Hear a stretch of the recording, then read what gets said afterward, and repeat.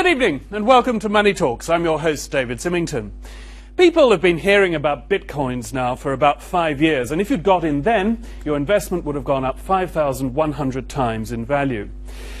The fact is, though, that this value is just a virtual value because bitcoins exist only on computers. This digital currency has made a lot of people curious and a lot of people nervous, especially governments who like to think they have a monopoly on issuing money. In fact, it turns out China is the world's second largest market for bitcoins.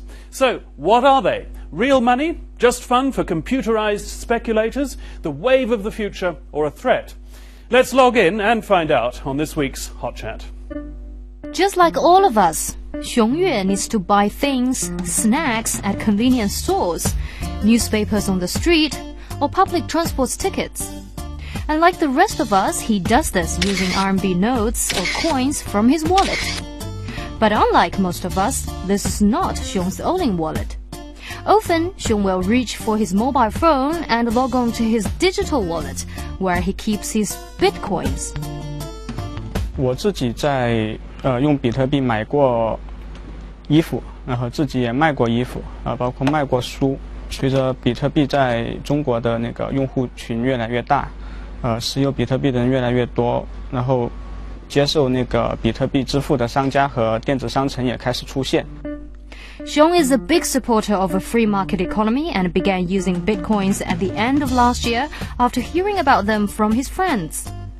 As of now, he owns around 100 bitcoins.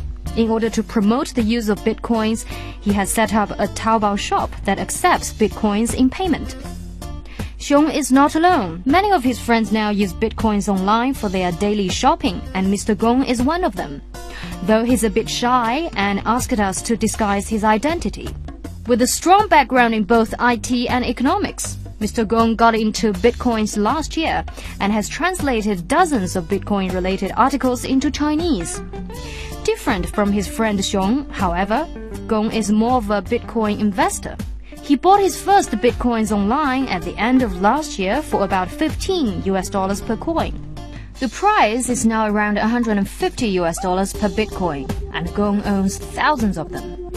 He attributes their rise to the novelty of the market.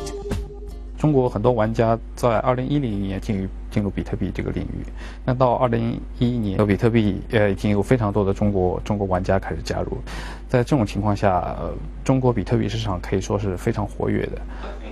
And that is echoed by Bobby Lee, CEO of BTC China, which 2 years ago became the country's first Bitcoin trader. His website has seen daily trading volume of up to 10,000 Bitcoins. It's so new. I think experts have said, when crude oil, petroleum was first introduced to the market, many years ago, probably 100 plus years ago, the price of petroleum also varied a lot, even during the early days and early weeks of it. Because it's so new, people didn't know how to value it properly. So I think the same thing we're seeing in Bitcoin. I think it'll still play out for a few more years. The Bitcoin trading software shows only US computer users are more active in the virtual currency market than are Chinese. US users have downloaded the trading software 1,111,637 times. The number in China is a respectable 354,811. The online giant Baidu has just announced it will begin accepting bitcoins in payment for one of its services. But in fact, this t-shirt of free market economist Frederick Hayek is sold in Xiong store for 0.089 bitcoins. But when you come right down to it, what on earth is a bitcoin? With plenty of physical notes and coins around, why do people like Xiong need alternatives? It's surprising how even many experts in town don't know much about the movement. But Money Talks has been doing some detective work. Bitcoins are the first implementation of a concept called cryptocurrency, first published in 2009 by an unknown person or group of people calling themselves Satoshi Nakamoto. In 2008, Nakamoto published a paper describing the Bitcoin digital currency. In 2009, he or they released the first Bitcoin software that launched the network and the first units of the Bitcoin currency. The prices for the first Bitcoins were negotiated by individuals on the Bitcoin talk forums. One notable transaction involved a 10,000 Bitcoin pizza. Whoever Nakamoto was, he walked away from the project in late 2010, and since then, many developers have contributed to the Bitcoin source code and the Bitcoin movement. Where do Bitcoins come from? Well, every time a user spends Bitcoins on the internet, new ones are automatically created. The faster your computer, the more you earn. And the fastest computer online at the time of the transaction is awarded with 50 additional Bitcoins. That means professional dealers get most of the new ones because they have the fastest computers. Other users get them the old-fashioned way, by paying cash in a national currency. No banks or third-party payment firms are involved with Bitcoins. They transfer directly from person to person via the net. Payments are made with a wallet-like application by copying and passing recipient's address and the payment amounts, and simply pressing send. Users can send and receive any amount of Bitcoins instantly anywhere in the world at any time. And there's one other special thing about Bitcoins. Unlike government-issued currency, Bitcoins have a built-in scarcity. 我们现在使用的都是中国人民银行发行的人民币，对吧？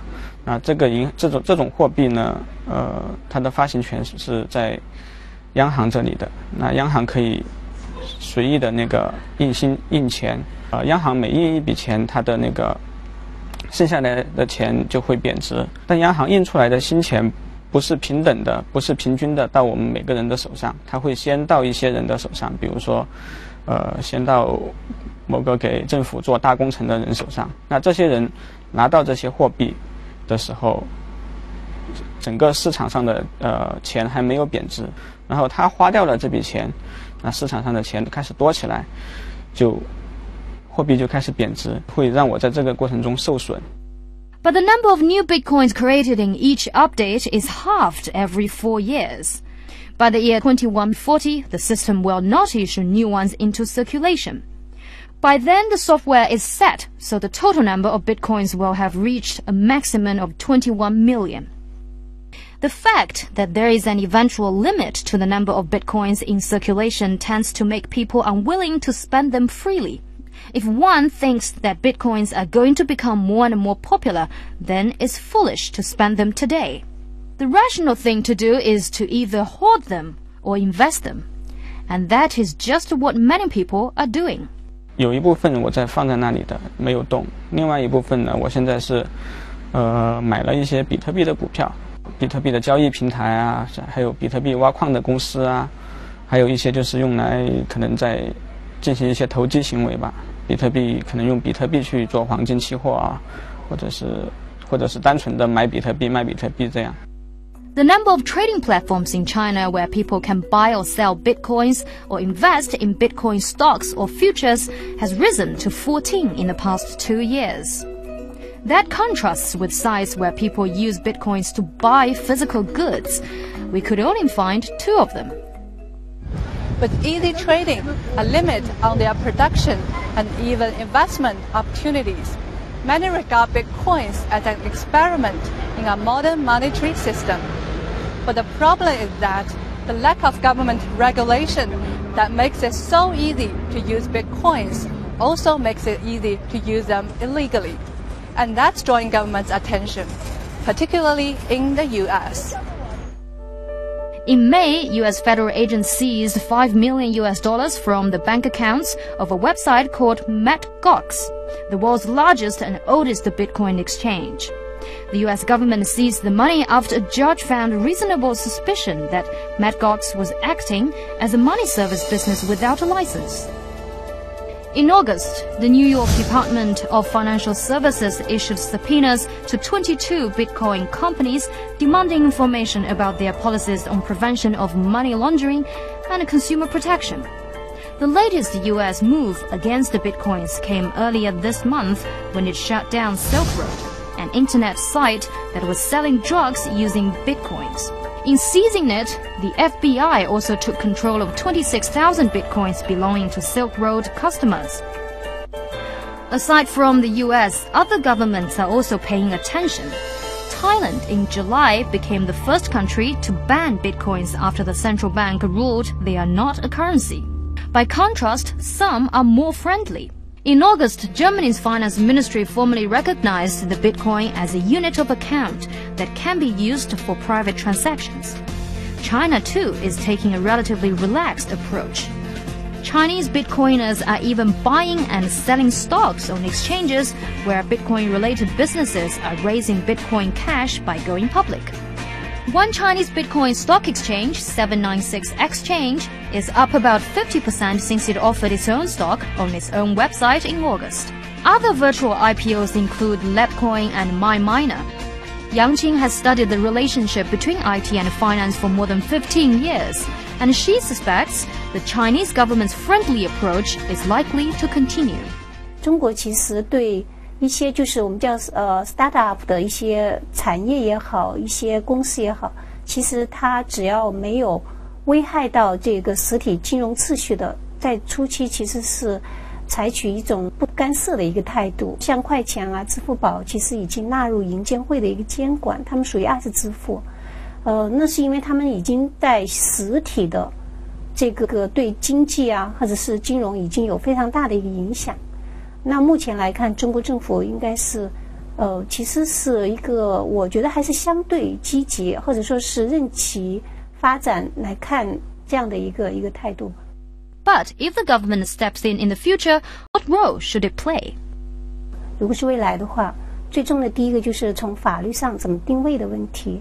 那么它尤其最重要的一点就是，如果它设境面管的话，它与现有的一些货币的这个流通的入口是谁来制定，或者说制定标准等等。The Chinese government's relatively relaxed approach to bitcoins has provided the movement with an easy environment for growth.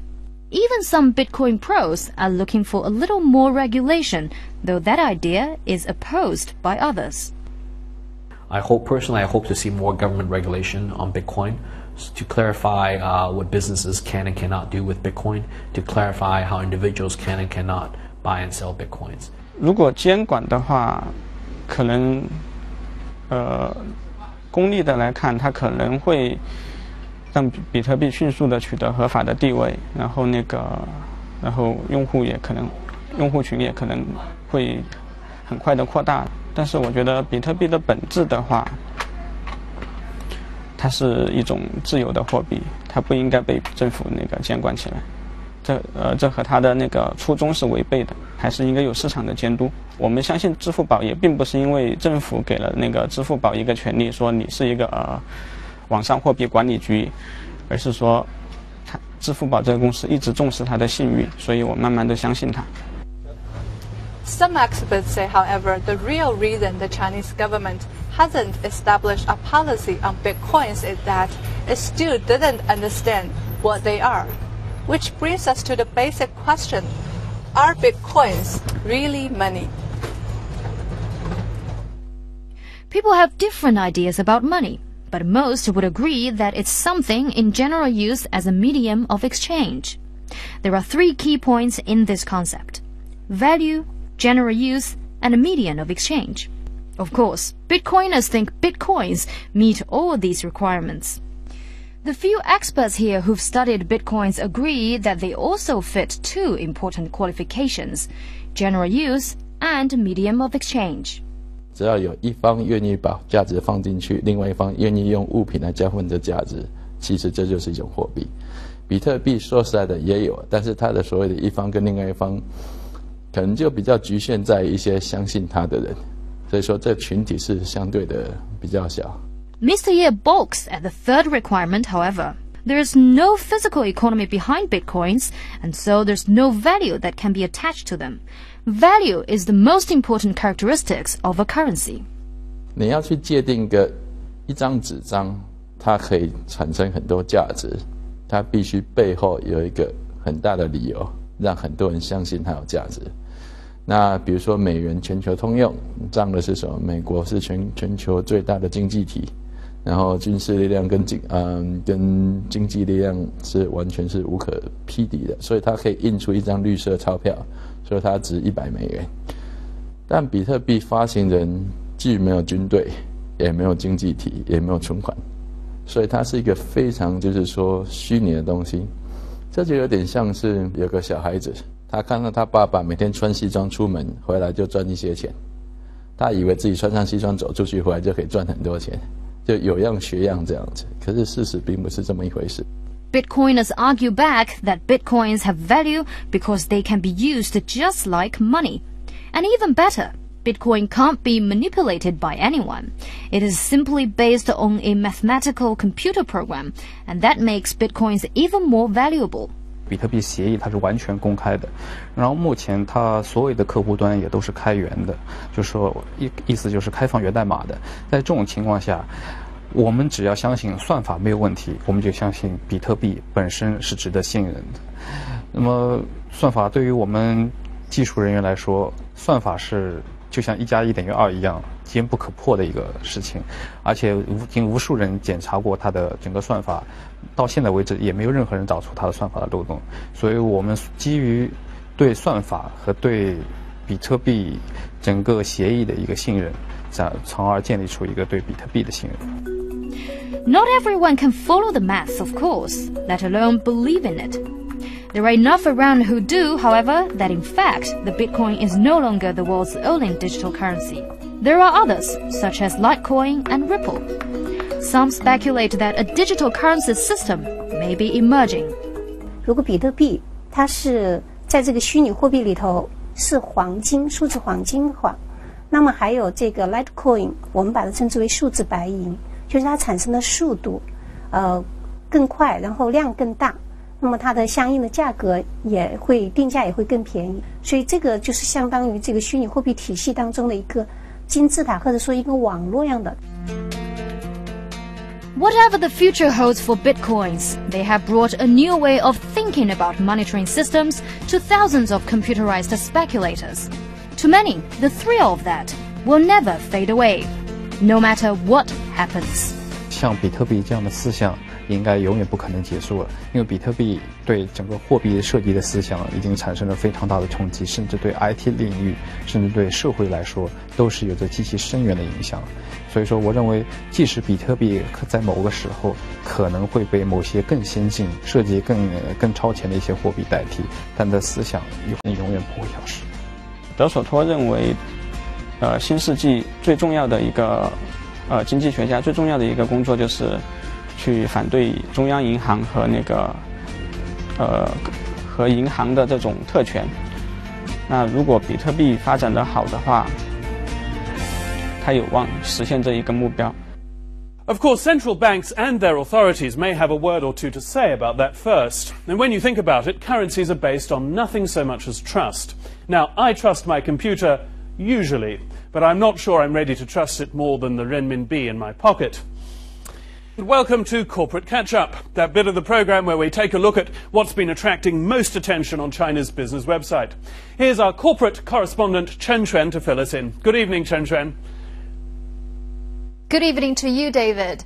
Well, Dow Corning, the leading U.S. silicon provider, is celebrating its 40th anniversary in China. Since entering China in 1973, Dow Corning has invested over $2 billion in total, creating a nationwide business network, including a business and technology center, 2 major manufacturing sites, and 6 regional offices. Silicon plays a major role in many industries, including construction, transportation, electronics, and medical care. China is now the world's biggest silicon consumer. Dow Corning says it plans to strengthen its position in second and third-tier cities as well as inland cities in West China. And meanwhile, with the expansion of China's leisure travel industry, foreign luxury hotel chains are beginning to enter the local market. Shanghai-based Fosun International has now signed with Kerzner International to develop the Atlantis Sanya Resort in the coastal city of Sanya. Kerzner will manage the resort while the Chinese partner will spend 10 billion yuan to build it. Operations are expected to begin in 2016, and this will be the first Atlantis resort in China and only the third worldwide. Uniqlo, the Japanese clothing chain targeting the middle class, has opened its biggest store worldwide in Shanghai. The company has brought 4 of its sister brands into China, including the Japanese brand GU, 2 French brands, and 1 American brand. The new 6th-floor store covers over 8,000 square meters and is located downtown on Middle Huaihai Road. And Uniqlo tells Money Talks opening day revenue was well above expectations. Uniqlo currently has 212 stores in the Chinese mainland, and it plans to open 80 to 100 more annually and to become the largest foreign clothing supplier in China. And that is all for tonight. David, back to you. Thanks, Chen Xuan, for the update. Well, towns and cities now occupy 40 billion square meters of land in China, and 95% of that is old-fashioned architecture of the kind that consumes a lot of energy. In fact, cities now account for 1/3 of China's entire energy consumption. The government wants 1 billion square meters of new construction to be green buildings by 2015, however.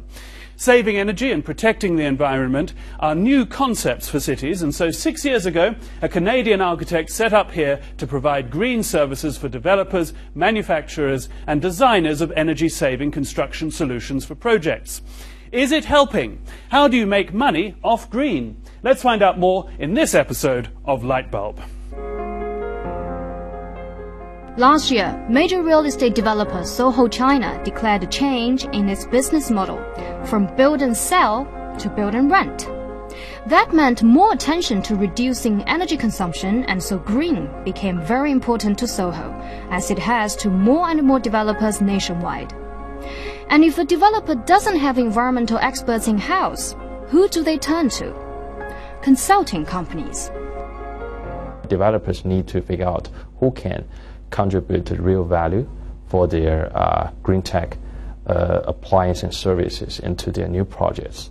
The way they are currently doing, I think, is mainly because of the some architecture firms. So architecture firms or designing firms, they provide some services based on their own knowledge. So they have relationships with the material suppliers, with the software suppliers that could be optimize the green tech part or energy saving solutions.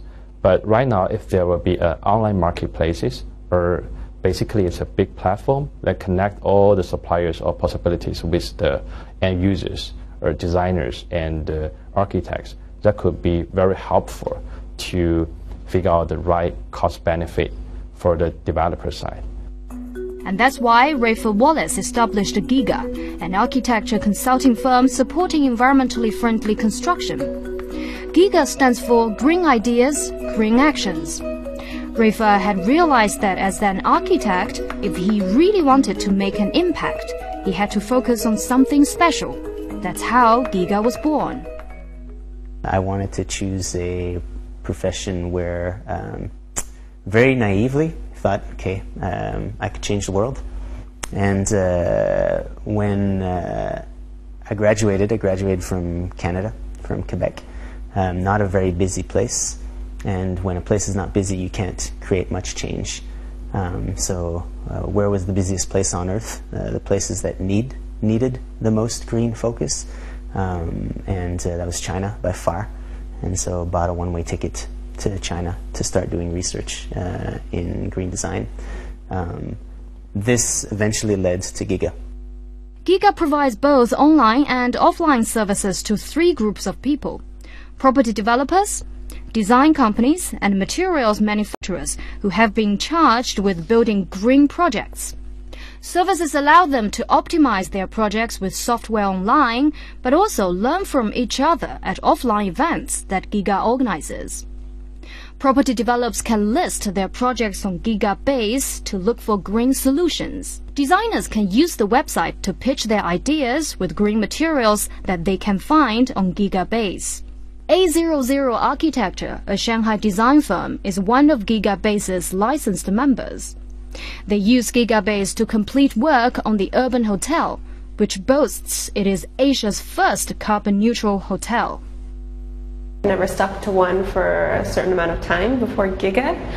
I think there's a lot of great tools out there for searching and finding new materials. The first one would be that it's more cohesive. It allows you to work within projects, and so you can collect your materials and everything all on the website. And so instead of like these other sites where you search and you find things and that's the end of the road there, with Giga you can continue that process. You can save the materials to specific projects you're working on, and then from there you can even print a PDF and give it to your contractor with the specifications.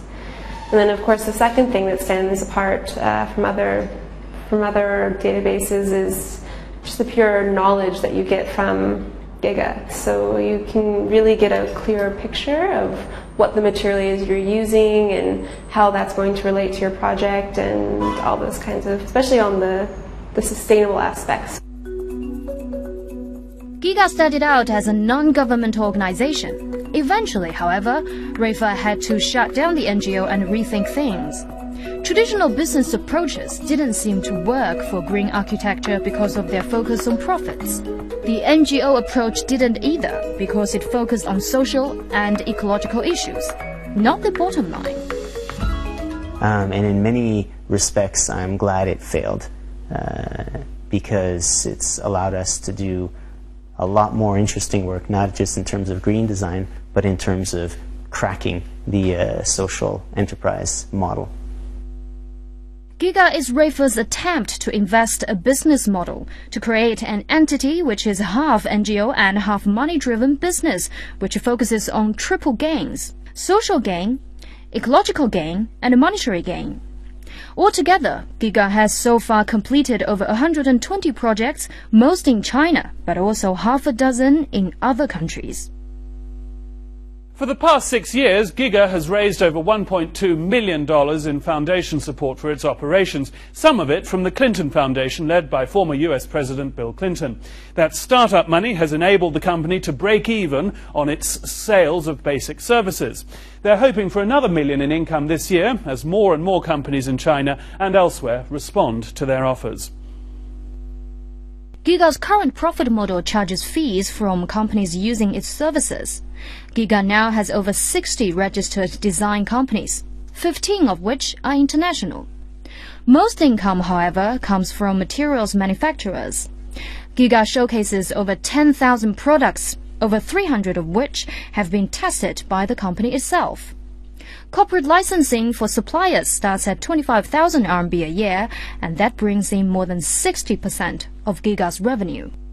In the past year, on just pure user, it's about 2.5 times what we had previously. So it grew from about 10,000 to 25,000. And then in terms of developer clients, that's grown from almost zero over the past 18 months. We were at the beginning typically just focused on designers and manufacturers. Manufacturer clients as well, that's well over tripled in the past 12 months alone. The company's website gets 30,000 hits a month. To encourage user loyalty, Giga also has free offline services like educational events where designers come and meet manufacturers and exchange ideas about projects and requirements. Another service is the Giga Mark, a materials certification that indicates the product has passed certain standards. That's useful for marketing and also for strengthening the company's database. Robin Dell's company provides wood materials for companies like Starbucks, which focus a lot on using green materials.